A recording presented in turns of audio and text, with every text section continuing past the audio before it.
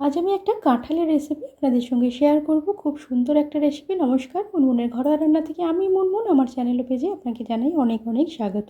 আমি বহুদিন পর এই কাঁঠাল দেখলাম। আমার ঘরেই প্রথমেই আমি কাঁঠাল আনলাম। আমাদের এখানে পাওয়া যায় না, হঠাৎই মার্কেটে এটা দেখতে পেলাম, তাই নিয়ে এলাম। ভীষণ ভালো লেগেছে, খুব সুন্দর টেস্টি ছিল, মিষ্টিও ছিল। খুব এনজয় করেছি কাঁঠালটা আমি খেয়ে। আর ভাবলাম যে বাকি কাঁঠাল দিয়ে একটা রেসিপি বানাই। ছোটো মিক্সি জারের মধ্যে কাঁঠালগুলো বীজ বার করে নিয়েছি, তার সঙ্গে একটু চিনি নিয়েছি। চিনির পরিমাণটা আপনারা কম বেশি করে নিতে পারেন, বা কাঁঠালটা কতটা মিষ্টি সেই হিসাবে দেখেও করে নিতে পারেন। এটা একটু মিক্সিতে ঘুরিয়ে নিয়েছি। বহু বছর পর আমি কাঁঠাল খেলাম। আমাদের এখানে পাওয়াই যায় না কাঁঠাল। আমি একটা বাটি নিয়েছি, যে কোনো একটা বাটির হিসাবে মাপটা করলে তাহলে সেটা ঠিক থাকে। আমি এই বাটি 1.5 বাটি আটা নিয়েছি আর 1 বাটি সুজি নিয়েছি। যে কোনো একটা বাটিকে ইউজ করলে তাহলে মাপটা ঠিক থাকবে। এটা আমি 1.5 বাটি আটা নিয়েছি, আপনারা চাইলে কিন্তু ময়দাও নিতে পারেন। আর এটা আমি 1 বাটি সুজি নিয়েছি। ইউটিউবে সকল বন্ধুদের বলবো ভিডিওটা হাইপ করে একটু পয়েন্ট দিও প্লিজ। এটা ভালো করে একসঙ্গে মিশিয়ে নেব। অল্প একটু নুন দিলাম। ভালো করে মিশিয়ে এটা সময় না থাকলে 15 মিনিটের মতো রেখে দেব।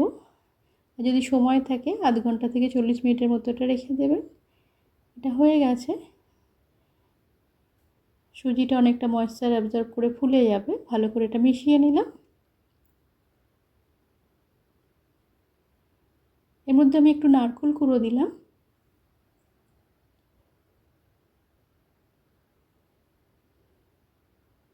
কাঁঠাল খেতে আমার বেশ ভালো লাগে, সেই অনেক বছর আগে খেয়েছি। মৌরি দিলাম, গোলমরিচ দিলাম। হঠাৎই মার্কেটে এটা দেখে না আমি ভীষণ খুশি হয়ে গেছি। চিনেবাদাম, রোস্টেড চিনেবাদাম দিলাম, টুকরো করা কাজু বাদাম, আলমন্ড দিলাম। আর কিশমিশ, এগুলো সবই অপশনাল, আপনার ভালো লাগলে দেবেন, নাহলে দেবেন না। টুকরো করে রাখা একটু নারকেল দিলাম, ভালো করে মিশিয়ে দিলাম। হাতের কাছে যেটা থাকবেন সেটাই দেবেন, যদি কিছু ভালো না লাগে সেটা দেবেন না। ভালো করে মিশিয়ে নিলাম। এরকম অবস্থায় হবে এটা। আমি কিন্তু বেকিং সোডা, ইনো টিনো কোনো কিছুই দিইনি, তা এমনি এটা সুন্দর হবে। গ্যাসটা অন করে একটা ছোটো কড়াই বসিয়ে রিফাইন অয়েল দিয়েছি। তেলটা গরম হলে এই ব্যাটার থেকে অল্প অল্প পোর্শন নিয়ে বড়ার মতো করে দিয়ে দেব।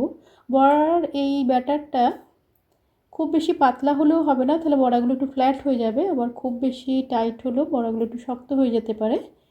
সেই জন্য এরকম টাইপের করতে হবে। দিয়ে একে একে এগুলো দিয়ে দেবো।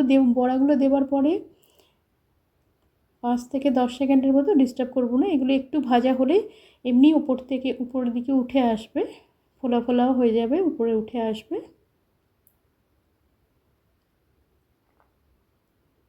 উল্টে পাল্টে লাল লাল করে ভেজে নেব। হঠাৎই মার্কেটে দেখলাম এরকম কাঁঠাল পাওয়া যাচ্ছে, তবে কাঁঠালগুলো না অনেক বড় বড় সাইজের ছিল। আর ওখানে কন্ডিশন ছিল পুরো কাঁঠালটাই নিতে হবে, এত বড় বড় কাঁঠাল পুরোটাই নিতে হবে। সেই বড় বড় কাঁঠালে ভিড়ে দেখলাম এই ছোট্ট কাঁঠালটা উকি মারছে, যেন বলছে যে আমাকেই নিয়ে চলো, তোমার জন্য আমি ঠিক আছে। তো আমি ওকেই নিয়ে চলে এলাম। ছোট ভেবেছিলাম যে একটু সাইজগুলো বড় হবে, তো একটু ছোট ছোট টাইপের ছোট ছোট কাঁঠাল বেরিয়েছে, ছোট ছোট কুয়া বেরিয়েছে, আমার জন্য যথেষ্ট। সুন্দর লাল লাল করে ভেজে নিয়েছি। উল্টে পাল্টে এরকম লাল লাল করে ভেজে নিয়েছি।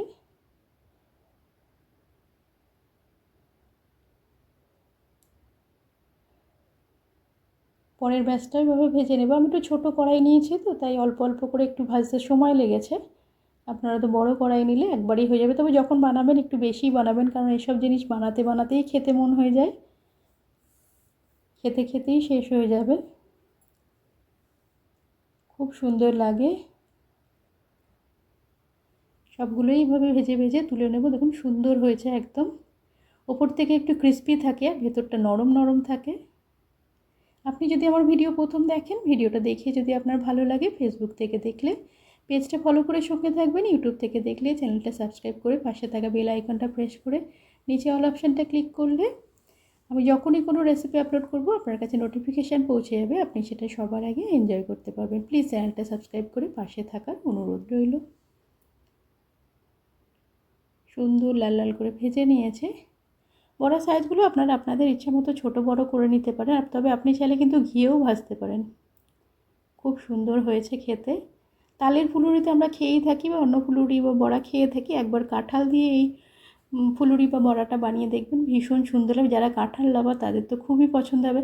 অনেকের বাড়িতে কাঁঠাল গাছ থাকে, অনেক কাঁঠাল হয়, তারা এরকম কাঁঠাল খেয়ে খেয়ে বোর হয়ে গেলে না এরকম একবার ফুলুরি বানিয়েও খেতে পারেন, কিন্তু বেশ সুন্দর লাগে। দেখুন একদম নরম হয়, বেশি চাপ দিলে এটা ভেঙেই যাবে, অল্প অল্প চাপ দিলে সুন্দর নরম। আর এই পরে এইগুলো না একদম ক্রিস্পি লাগে খেতে, খেতে একদম ওপর থেকে কুরকুরে লাগবে, ভেতরটা নরম মোলায়েম লাগবে।